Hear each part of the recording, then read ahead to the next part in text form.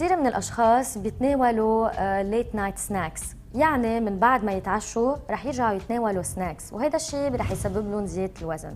ضروري تنقدر نحل هالمشكلة، نعرف أي بروفايل نحن، يعني أي ساعة بناكل، شو هن الأنواع الأكل، هل منوقف لما مننعس أو منوقف لما بيخلص كيسة شيبس. كل هدول الأسئلة ضروري نسألها لحالنا حتى نقدر نعالجها.